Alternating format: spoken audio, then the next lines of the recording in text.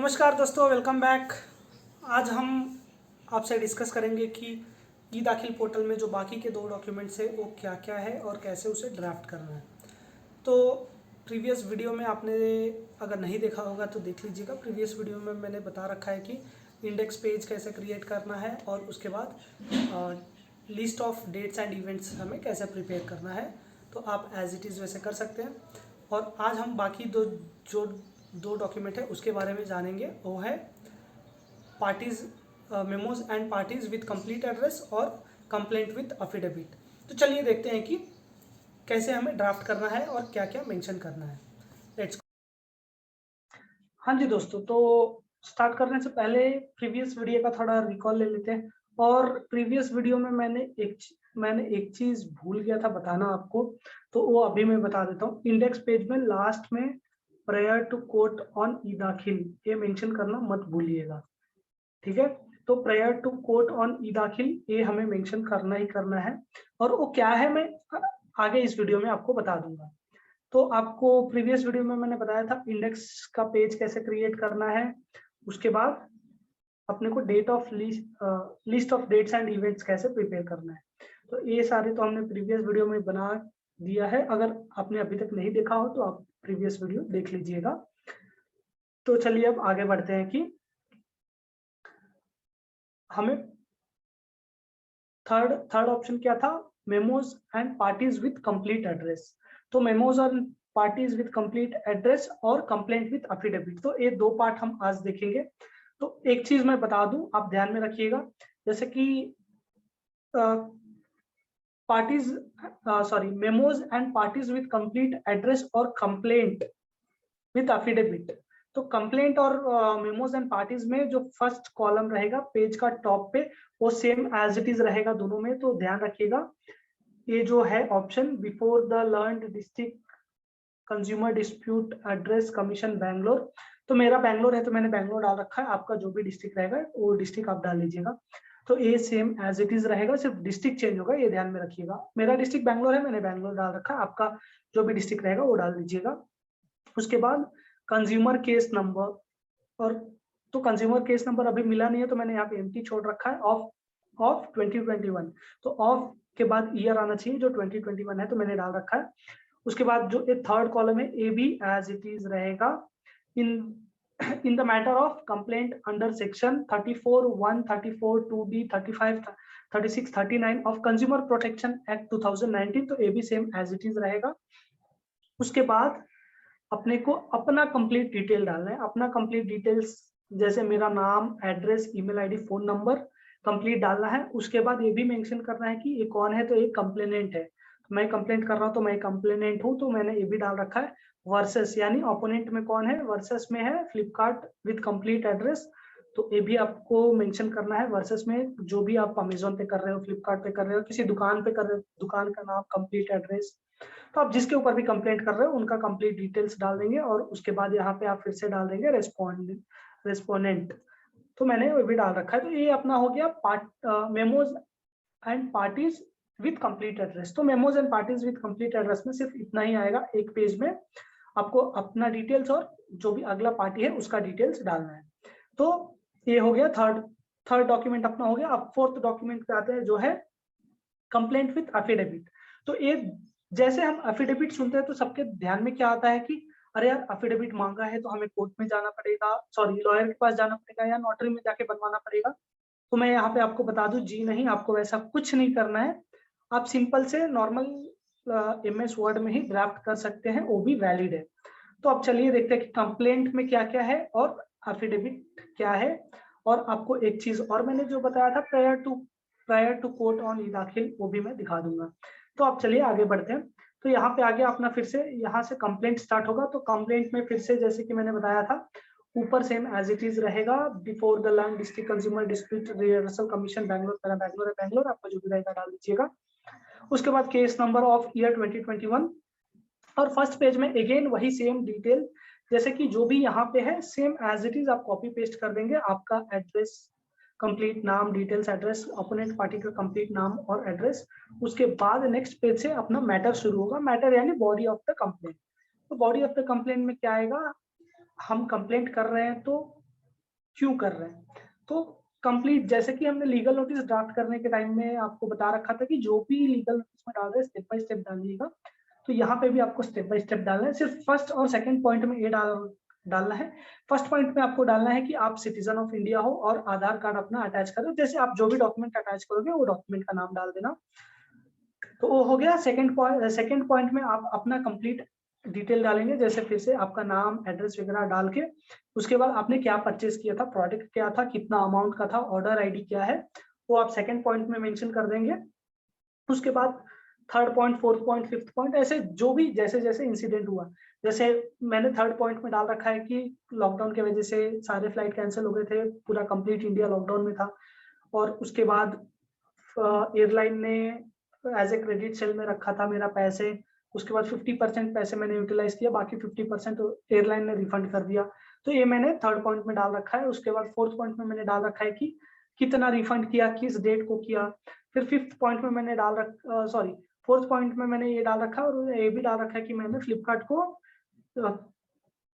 फ्लिपकार्ट को भी मैंने फॉलो अप किया, बट कोई रिस्पॉन्स नहीं मिला। उसके बाद मैंने ये डाल रखा है कि 1 अप्रैल को मैंने खुद से लीगल नोटिस ड्राफ्ट करके ईमेल किया। तो जैसे जैसे इंसिडेंट हुआ वैसे वैसे मैंने यहाँ पे डाल रखा है। तो आपको भी as it is point wise बनाते जाना है। 6 पॉइंट में मैंने डाल रखा है कि ईमेल के द्वारा मैंने जब लीगल नोटिस भेजा उसके बाद 786 रुपीज का मेरे को रिफंड आया, किस डेट को आया, तो ये सारी मेंशन कर रखी है। उसके बाद मैंने 7th पॉइंट में डाल रखा है कि मेरे पास सारे प्रूफ है कि एयरलाइन ने मेरे को 5,900 रुपीज रिफंड किया है और मेरे को फ्लिपकार्ट ने सिर्फ 786 रुपीज रिफंड किया है। तो मैंने ये डाल रखा है। तो जो भी है आपका पॉइंट टू पॉइंट रखेंगे, डालेंगे। तो यहाँ पे देखिए पॉइंट वाइज ही मैंने बना रखा है सारी चीज। तो पॉइंट वाइज मैंने टोटल कितने पॉइंट बनाए हैं, मैंने टोटल 18 पॉइंट्स बनाए हैं। तो 18 पॉइंट्स में अप टू 16th पॉइंट ये हमारा, ये मैंने ड्राफ्ट किया है अप टू 14th पॉइंट मैंने ड्राफ्ट कर रखा है। 15th, 16th, 17th, 18th point है, ये सब में एज इट इज रहेगा। तो 15th पॉइंट में क्या है कि जो भी कोर्ट का फीस है मैंने भर रखा है, कंप्लेंट बोनिफाइड एंड एंड्स ऑफ। तो मैं ये भी आश्वासन दे रहा हूँ कोर्ट को कि ये कंप्लेंट जो मैं कर रहा हूँ लीगल है और एक कोर्ट के कंप्लेंट के अंदर आता है। तो ये मैंने डाल रखा है 17th पॉइंट, और 18th पॉइंट में भी यही डाल रखा है मैंने कि जो भी मैंने ऊपर आपको इंफॉर्मेशन दिया है वो सच है। और 18 पॉइंट में मैंने डाल रखा है कि मैं लीगल फॉर्म में आया हूँ। तो ये 15, 16, 17, 18 ये जो 3 पॉइंट है ये सेम एज इट इज रहेगा आपका भी, बट उसके ऊपर जो भी पॉइंट्स है वो आपका जैसे जैसे घटा वैसे वैसे आप चेंज कर लीजिएगा, आप ड्राफ्ट कर लीजिएगा। ठीक है, तो ये हो गया अपना कंप्लेंट हो गया। ये कंप्लेंट का कंप्लीट डिटेल है। और ध्यान रखिएगा कंप्लेंट में आप जो भी डिटेल डाल रहे हैं पॉइंट टू पॉइंट डालिएगा, चाहे वो छोटी बात ही क्यों ना हो, आप उसको इसमें डाल दीजिएगा, क्योंकि आप जब फाइट करेंगे तो वो आपको हेल्पफुल होगा। ऐसा नहीं है कि आपने कंप्लेंट में कुछ डाला नहीं है और बाद में आप चाहते हो, जैसे आप कोर्ट में गए या ऑनलाइन आपका हियरिंग हुआ, तो हियरिंग के टाइम में आप कोर्ट से बोलोगे कि सर मैंने एक ऐसा एक चीज है जो भूल गया, मैं अभी ऐड करना चाहता हूँ। तो इसमें प्रॉब्लम क्या होगा, जैसे ओपोनेंट जो लॉयर रहेगा वो बोलेगा कि नहीं, वो कोर्ट से रिक्वेस्ट करेगा कि नहीं इन्होंने पहले नहीं बताया तो अभी नहीं बता सकते, और कोर्ट इसके लिए मानेगा भी क्योंकि आपने पहले नहीं बताया। तो आप अपना टाइम लीजिए, सोच के समझ के, जो भी छोटा भी पॉइंट हो आपको लगे कि ये वैलिड है, एक कोर्ट को बताना है, तो आप ऐड कर दीजिएगा, कुछ भी छिपाइएगा नहीं। ठीक है, इतना हो गया। उसके बाद हमें नेक्स्ट क्या करना है। ओके, ये वाला पेज में अभी फिर से आऊंगा, ये मैं बताऊंगा वो क्या है। वो मैंने एक्चुअली बीच में ऐड ऑन कर दिया है, ये वाला जो पेज है ये बीच में ऐड ऑन हो गया। ये एक्चुअली लास्ट में आना चाहिए था, कोई नहीं, मैं आपको बता दूंगा। उसके बाद जैसे अपना कंप्लेंट हो गया, उसके बाद अपने को वेरिफिकेशन पेज डालना है। तो अगले पेज में आप वेरिफिकेशन करके डालेंगे हेडलाइन, और वेरिफिकेशन में आप कोर्ट को ये बोल रहे हैं कि मैं वेरीफाई करता हूं कि जो भी मैंने कंप्लेंट में मेंशन कर रखा है वो मेरे नॉलेज के हिसाब से सही है और इसमें कुछ गलत नहीं है। ठीक है, तो आप वेरिफिकेशन में ये आप एज इट इज डाल दीजिएगा, जैसे कि एज इट इज मतलब आपका नाम चेंज हो जाएगा, सन ऑफ आपका फादर का नाम, एज, और उसके बाद सब एज इट इज रहेगा। Above mention complaint do hereby verify that the content of this complaint are true and correct to my knowledge. तो मैं यहाँ पे यही वेरीफाई कर रहा हूँ कि मैंने जो भी कंप्लेंट में दे रखा है वो मेरे हिसाब से ट्रू है और वैलिड है। ठीक है, तो ये आप मेंशन करके डेट और प्लेस डाल दीजिएगा। जैसे कि मैंने ई दाखिल पोर्टल पे 25 जून को फाइलिंग किया था, तो मैंने उस दिन का डेट डाल रखा है, और मेरा प्लेस नेलमंगला है, बेंगलोर में नेलमंगला से हूं मैं, तो नेलमंगला डाल रखा है। आपका जो भी रहेगा वो डेट और प्लेस डाल दीजिएगा, ठीक है।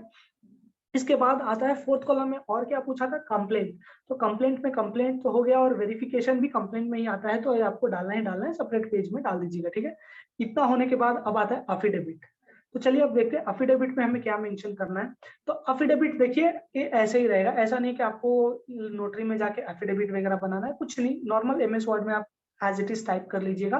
तो एफिडेविट में पहले तो आप अपना कंप्लीट डिटेल देंगे, जैसे कि आई मिस्टर संजीव कुमार, मैं संजीव कुमार, एज मेरा, ऑक्यूपेशन, उसके बाद मेरा कास्ट कौन सा है, जैसे मैंने हिंदू बाय नेशनलिटी इंडियन, तो मैं यहाँ पे ये भी बता रहा हूँ कि मैं इंडियन हूँ, और मेरा कंप्लीट एड्रेस, तो ये मेरा कंप्लीट एड्रेस हो गया। यहाँ पे कंप्लीट एड्रेस डालने के बाद I do hereby solemnly swear and affirm as under, तो ये भी आपका सेम एज इट इज रहेगा, ए पॉइंट सॉरी, तो ए पॉइंट भी आप सेम एज इट इज रखिएगा।